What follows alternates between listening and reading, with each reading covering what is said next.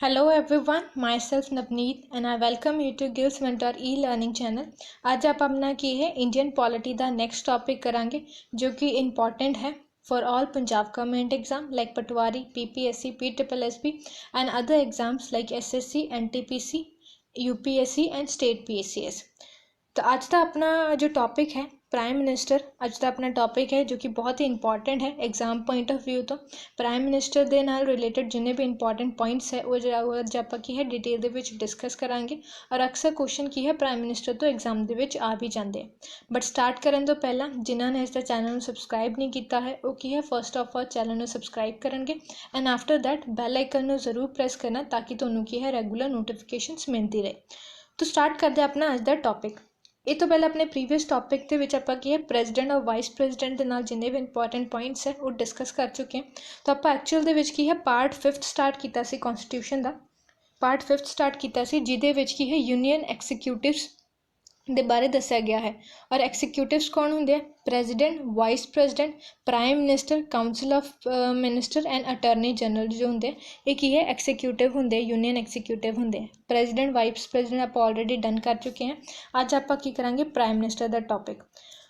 As ਸੱਚ ਕੀ ਹੈ article 75 ਹੈ ਜਿਹਦੇ ਵਿੱਚ ਮੈਂਸ਼ਨ ਹੈ ਕਿ ਪ੍ਰਾਈਮ ਮਿਨਿਸਟਰ ਨੂੰ ਕੀ ਹੈ ਪ੍ਰੈਜ਼ੀਡੈਂਟ ਦੁਆਰਾ ਅਪਾਇੰਟ ਕੀਤਾ ਜਾਏਗਾ।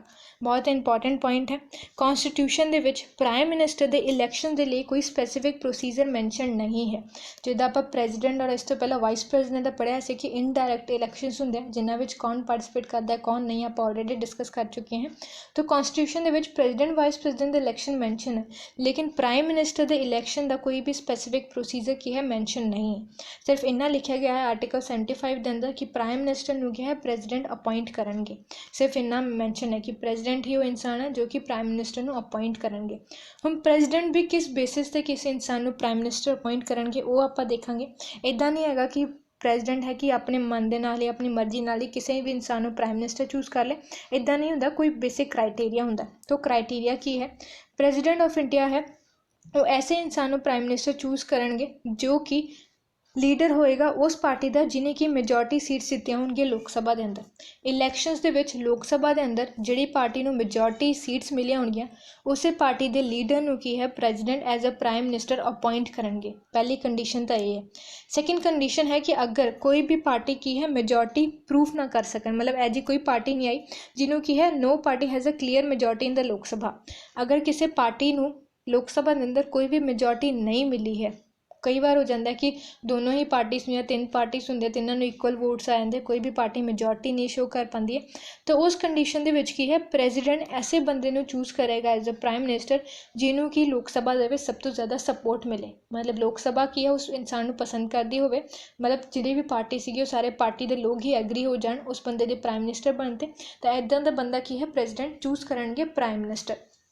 तो ये दो कंडीशन है कि एक तो अगर किसी पार्टी को मेजोरिटी सीट्स मिल गई हैं लोकसभा के अंदर तो उस पार्टी का लीडर ही डायरैक्टली की है प्राइम मिनिस्टर बना दिता जाएगा बाय प्रेजिडेंट। अगर कोई भी मेजोरिटी पार्टी नहीं जीती है तो की है प्रेजिडेंट ऐसे बंदे प्राइम मिनिस्टर अपॉइंट करेगा जिन्हों की मेजोरिटी के लोग बाश की है सपोर्ट करन।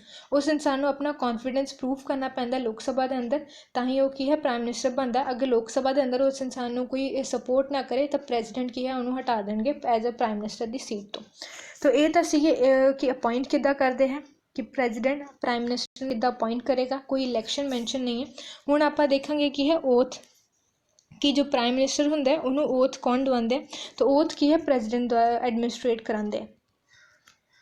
प्रेजिडेंट ही प्राइम मिनिस्टर ਨੂੰ अपॉइंट करता है और प्रेजिडेंट ही की है ओथ एडमिनिस्ट्रेट करांदे ने प्राइम मिनिस्टर ਨੂੰ। ये ओथ वाला पॉइंट बहुत इंपॉर्टेंट है स्पैशली जो पटवारी का एग्जाम है या SSC का एग्जाम होंदा है NTPC एग्जाम होंदे जो इन्हां दे विच डायरैक्टली क्वेश्चन आ जाता है ओथ तो प्राइम मिनिस्टर दे विच सब तो पहला तो ये लिखो कि प्राइम मिनिस्टर जो है वो हैड ऑफ गवर्नमेंट होंदा है। ਆਪਾਂ ਜਿੱਦਾਂ ਪ੍ਰੈਜ਼ੀਡੈਂਟ ਦਾ ਪੜ੍ਹਿਆ ਸੀਗਾ ਕਿ ਹੈਡ ਆਫ ਸਟੇਟ ਹੁੰਦਾ, ਪ੍ਰਾਈਮ ਮਿਨਿਸਟਰ ਕੀ ਹੈ ਹੈਡ ਆਫ ਗਵਰਨਮੈਂਟ ਹੁੰਦਾ। ਪ੍ਰਾਈਮ ਮਿਨਿਸਟਰ ਦੇ ਟੌਪਿਕ ਦੇ ਵਿੱਚ ਸਭ ਤੋਂ ਪਹਿਲਾ ਪੁਆਇੰਟ ਇਹ ਲਿਖੋ। ਸੈਕਿੰਡ ਲਿਖੋ ਕਿ ਪ੍ਰਾਈਮ ਮਿਨਿਸਟਰ ਨੂੰ ਕੀ ਹੈ ਪ੍ਰੈਜ਼ੀਡੈਂਟ ਅਪॉइंट करता है। अपॉइंट किद्दां ला करता है फर्स्ट कि मेजोरिटी पार्टी के लीडर ਨੂੰ अगर तो कोई मेजोरिटी पार्टी है वो लीडर ਨੂੰ, अगर मेजोरिटी पार्टी नहीं है तो प्रेजिडेंट ऐसे बंदे ਨੂੰ अपॉइंट करता है एज अ प्राइम मिनिस्टर जो कि बाद ਨੂੰ अपना की है सपोर्ट लै सके लोक सभा के अंदर। और ओथ कौन दवांदा है प्राइम मिनिस्टर ਨੂੰ तो प्रेजिडेंट की है ओथ एडमिनिस्ट्रेट करांदे।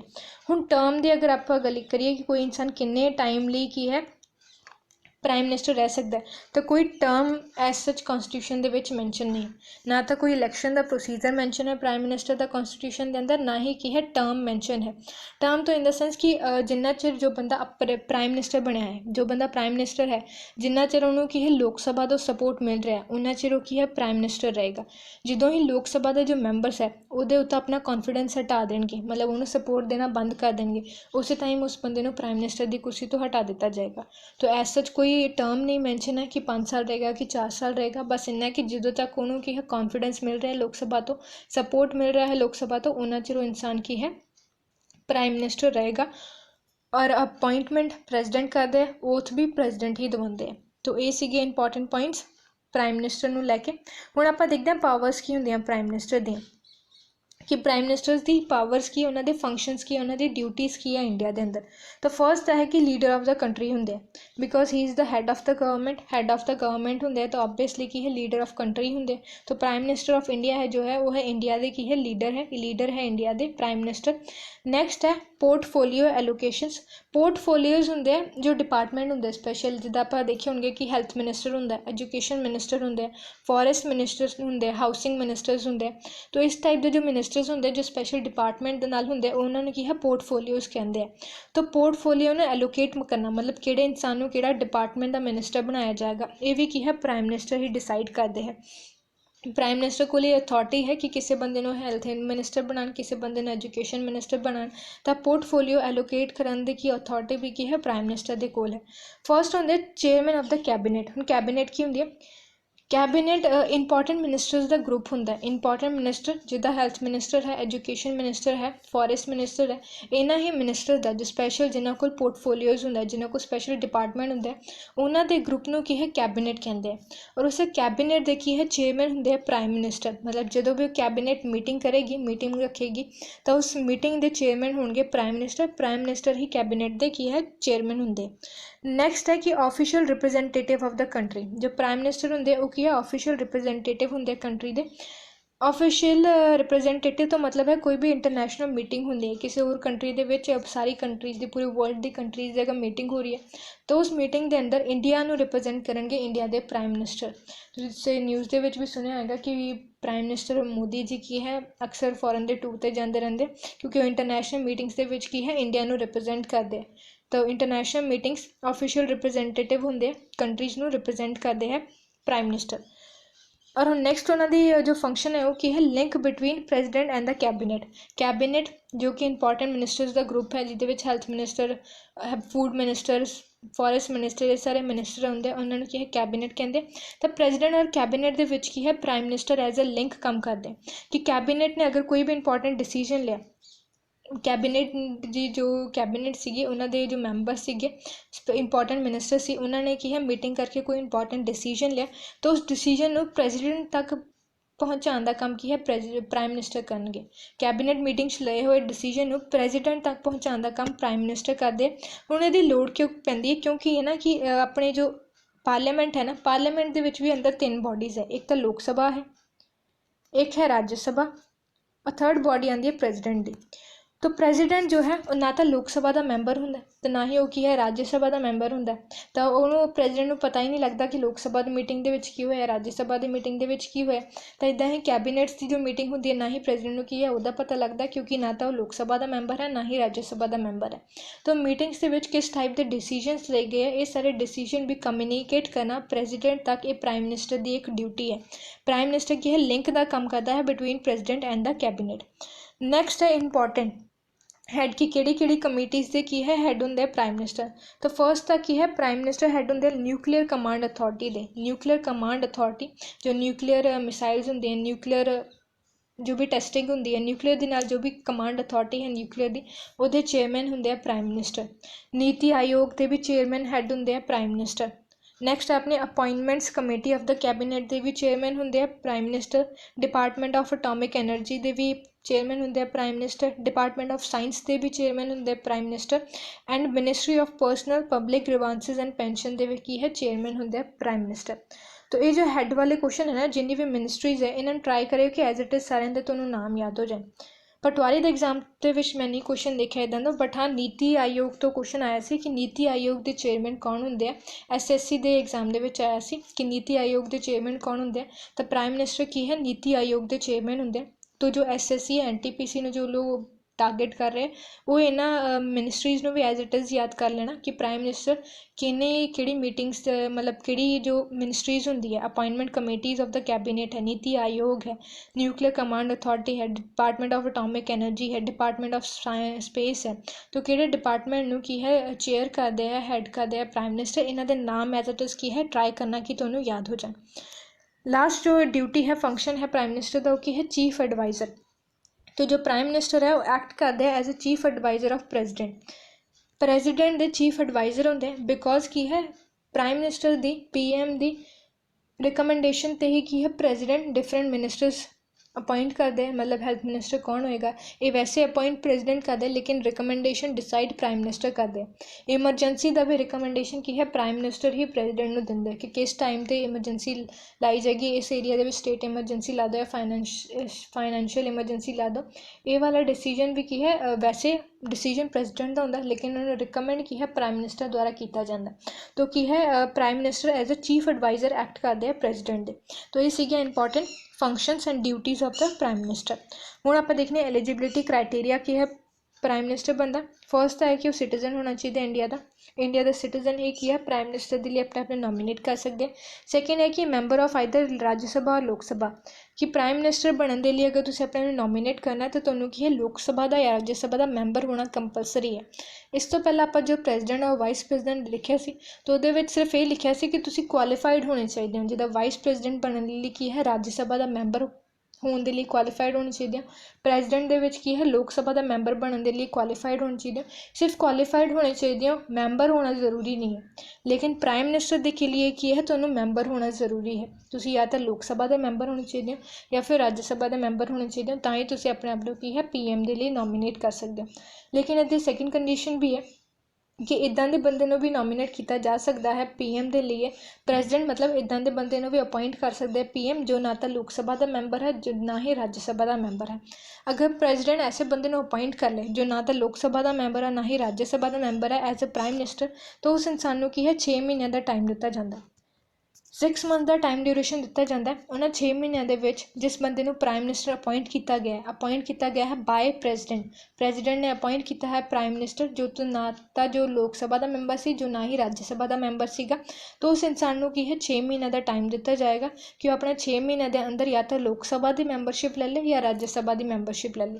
मतलब प्राइम मिनिस्टर बनने के लिए एक कंपलसरी है कि तुसीं एक हाउस का या तो लोक सभा का या राज्यसभा का की है मैंबर होना चाहिए है, एक कंपलसरी है। अगर पहला ही मैंबर है तो ठीक है, अगर पहला मैंबर नहीं है तो 6 महीने का टाइम दिता जाएगा। वो 6 महीने के अंदर अंदर तुहानूं की है मैंबरशिप लैनी पेगी। अगर तुसीं मैंबरशिप नहीं लै सकते हो, नहीं लै पाए किसी रीजन की वजह तो तुहानूं की है प्राइम मिनिस्टर की सीट तो हटा दिता जाएगा। ये भी एक की है क्राइटेरिया है प्राइम मिनिस्टर की। नैक्सट अगर आप एज की गल करिए तो एज सच प्राइम मिनिस्टर की कोई एज नहीं है, बट प्राइम मिनिस्टर की है राज्यसभा या लोक सभा की ही मैंबर्स तो आते हैं। तो वो राज्यसभा और लोक सभा की दा एज का क्राइटेरिया आ जाता है कि जिदा 30 ईयर्स मिनिमम होनी चाहिए किसी इंसान को राज्यसभा का मैंबर बनने लिए, और 25 ईयर्स ऑफ एज मिनिमम होनी चाहिए किसी इंसान की है लोक सभा का मैंबर बनने के लिए।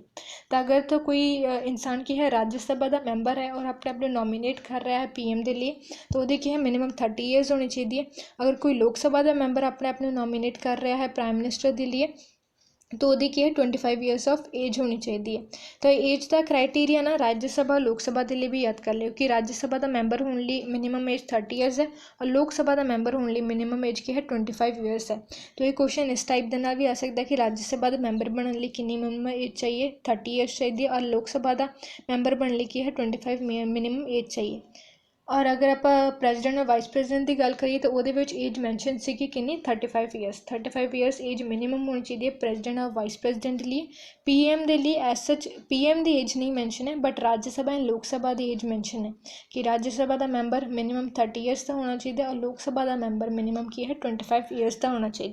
तो ये आप डिस्कस किए हैं इंपॉर्टेंट पॉइंट जिहदे आप देखा है कि प्राइम मिनिस्टर के एज सच इलैक्शन नहीं मैंशन है।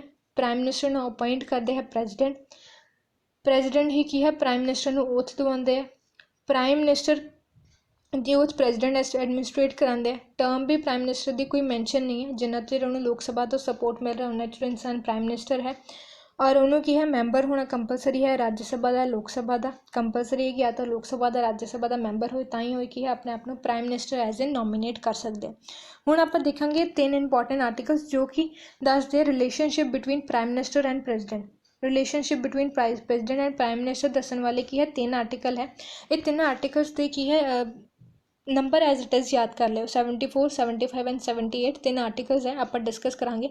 ऐसे थोड़ा बेसिक समझ लो कि अगर MCQs दे विच आ जाए तो थोड़ा प्लस पॉइंट है कि MCQs क्वेश्चन दे विच आना तो MCQs दे विच अगर ना बेसिक नॉलेज होनी चाहिए तो MCQ देख के टिक आंसर हो जाता है। सो ऐसा जिन्हों याद करने की कोशिश ना करो क्योंकि याद होना भी नहीं है, बहुत सारे आर्टिकल्स कन्फ्यूज कर देंगे। बट इन्ना बेसिक थोड़ा समझ लियो, अब बस नंबर याद कर लो कि 74, 75 एंड 78 ये 3 आर्टिकल्स की है रिलेशनशिप दसते हैं between prime minister and president. तो फर्स्ट जो आर्टिकल है 74 ਉਹਦੇ ਵਿੱਚ ਮੈਂਸ਼ਨ ਹੈ ਕਿ how prime minister and president are both connected with the council of minister the council with PM as head advise president on various issues. तो ਇਹਦੇ ਵਿੱਚ ਹੀ ਮੈਂਸ਼ਨ ਹੈ ਕਿ ਪ੍ਰੈਜ਼ੀਡੈਂਟ ਨੂੰ ਕੀ ਹੈ एडवाइस करेंगे रिकमेंड करेंगे प्राइम मिनिस्टर और प्राइम मिनिस्टर की है हैड करेंगे काउंसिल ऑफ मिनिस्टर। मतलब as such prime minister head करते हैं लीड करते हैं काउंसिल ऑफ मिनिस्टर और एक council of minister prime minister ही मिलके की है प्रेजिडेंट को रिकमेंड करते हैं किसी भी चीज़ के उपर, चाहे वो इमरजेंसी का हो चाहे वो कोई होर किसी को अपॉइंट करने का कोई रिकमेंडेशन हो। तो ये चीज़ मैंशन है 74 आर्टिकल के अंदर। 75 आर्टिकल के अंदर 3 चीज़ां मैंशन है। 3 चीज़ां हैं कि president appoints PM and other ministers are appointed by the president on the advice of the PM। कि प्रेजिडेंट अपॉइंट करते हैं PM ਨੂੰ और PM ਦੀ एडवाइस ਤੇ अदर मिनिस्टर मतलब एजुकेशन मिनिस्टर हाउसिंग मिनिस्टर जो होंगे वो अपॉइंट किए जाते हैं PM ਦੀ एडवाइस ਤੇ। पहला प्रेजिडेंट PM ਨੂੰ अपॉइंट करते दैन उस तो बाद PM एडवाइस करता है प्रेजिडेंट ਨੂੰ कि किनू किहड़ा मिनिस्टर बनाया जाए। सैकेंड पॉइंट है कि minister hold their office during the pleasure of the president. मतलब कि जो प्रेजिडेंट कहे मिनिस्टर्स को बुलाए किसी इंपॉर्टेंट चीज़ को डिस्कस करने लिए तो उन्होंने जाना पेगा। मतलब मिनिस्टर्स जो है वो प्रेजिडेंट के जो अपना ऑफिस है होल्ड करते हैं प्लेजर ऑफ प्रेजिडेंट तक। इसका मतलब ये नहीं है कि जो प्रेजिडेंट चाहे वो बुला सकता है, कुछ कॉन्स्टिट्यूशनल चीज़ा भी होंगी कुछ लीगल अथॉरिटी होंगी है फिर ही मीटिंग बुला सकता है, इदा अपनी मर्जी के नाल भी नहीं बुला सकते। थर्ड है कि council of minister is collectively responsible to the Lok Sabha. तो जो काउंसिल ऑफ मिनिस्टर होएगी जिन्होंने हैड करेंगे प्राइम मिनिस्टर। एक काउंसिल ऑफ मिनिस्टर का भी नैक्सट टॉपिक अपना आएगा क्योंकि एक्जीक्यूटिव के ही आते हैं काउंसिल ऑफ मिनिस्टर, तो ये बारे आप पूरा डिटेल नैक्सट लेक्चर डिस्कस करांगे। हजे सिर्फ इन्हें याद रख लो कि काउंसिल ऑफ मिनिस्टर जो है वो लोक सभा के वाल रिस्पॉन्सिबल होंगे कलैक्टिवली।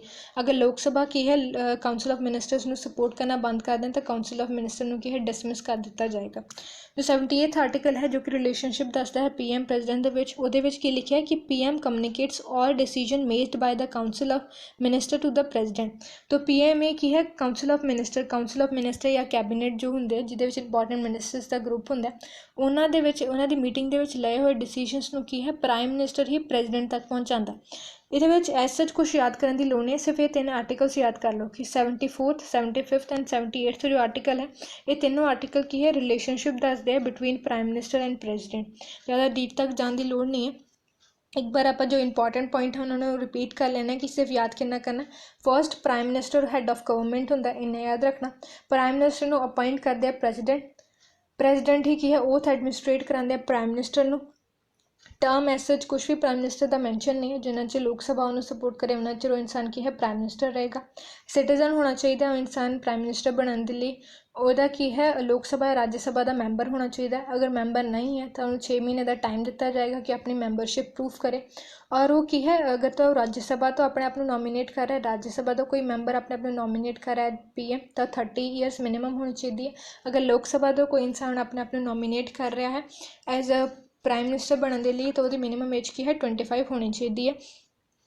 और बाकी की है जो पावर्स आप देखिया सीगियां कि फंक्शंस की है कि प्राइम मिनिस्टर ही एज अ लिंक बनते हैं प्रेजिडेंट और काउंसिल ऑफ मिनिस्टर के अंदर। काउंसिल ऑफ मिनिस्टर का कोई भी लिया हुआ डिसीजन की है प्रेजिडेंट तक प्राइम मिनिस्टर ही पहुँचाते हैं और प्राइम मिनिस्टर ही चेयर करते हैं, मतलब चेयरमैन होंगे नीति आयोग के, न्यूक्लियर कमांड दे। तो जो भी डिपार्टमेंट ऑफ स्पेस सीगा ये सारे की है चेयरमैन प्राइम मिनिस्टर ही होंगे। तो ये सारा कुछ अज आप की है डिस्कस किया।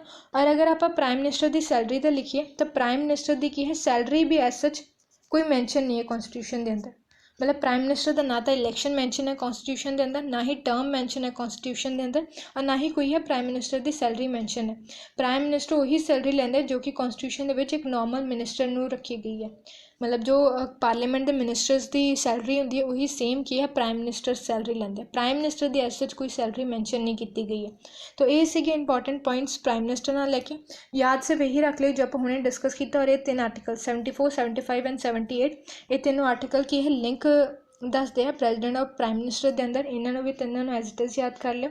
तो अज के लिए बस इन्ना ही। अगर प्राइम मिनिस्टर के टॉपिक के नाल रिलेटेड कोई डाउट है तो तुम मैंने कमेंट कर सकते हो, मैं एक्सप्लेन कर दूँगी तो नैक्सट सैक्शन के मतलब नैक्सट जो अपना सैशन होएगा वो।